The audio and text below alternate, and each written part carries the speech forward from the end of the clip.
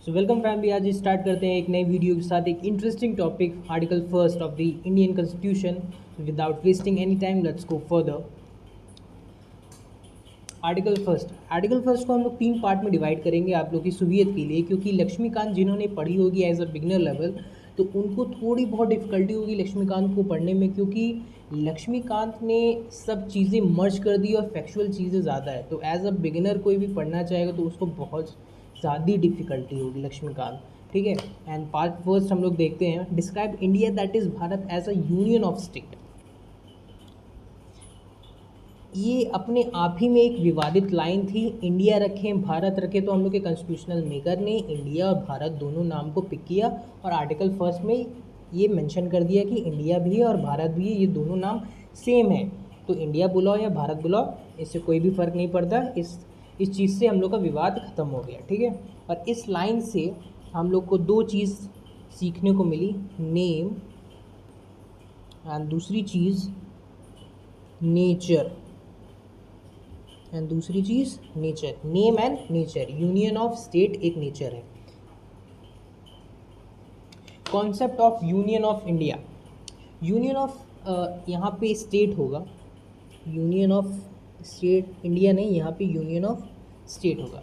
Union of state को समझने के लिए 3 पॉइंट समझ लेना चाहिए एंड बहुत ही ज़्यादा इंपॉर्टेंट है ये 3 पॉइंट। ठीक है। No agreement between the state, कोई भी एग्रीमेंट नहीं होगा स्टेटों के बीच में। And no state has the right to secede from the union, कि कोई भी स्टेट के पास इतना एक पर्टिकुलर हक नहीं होगा कि वो यूनियन को छोड़ के जाएं। लेकिन जस्ट उल्टा इसका फेडरल होता है। फेडरल में एग्रीमेंट भी होता है और फेडरल में ये राइट भी होता है सिक्सीड करने का। मतलब सिक्सीड मतलब और कुछ नहीं, छोड़ना होता है। ठीक है। जैसे फॉर एग्जांपल मैं देना चाहूँगा आपको, यूएसए एक फेडरल स्टेट है। 80-30 में 80-30 के अप्रॉक्स जब अब्राहम लिंकन इनके प्रेसिडेंट थे, तो साउथ कैलोरियन नाम का एक स्टेट था जिन्होंने यूएसए के फेडरल को छोड़ दिया। यहाँ तक अब मुझे लगता है क्लियर हो गया होगा।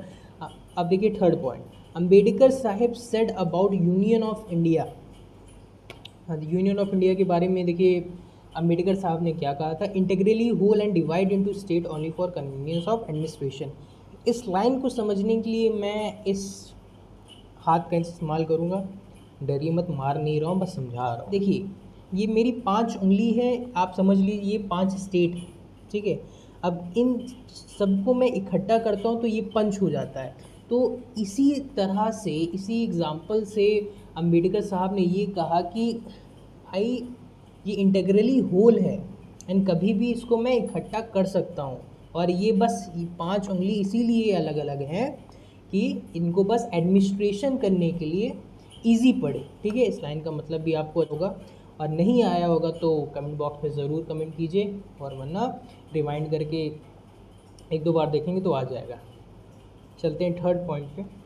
Article first, the territory of India can be classified into 3 categories.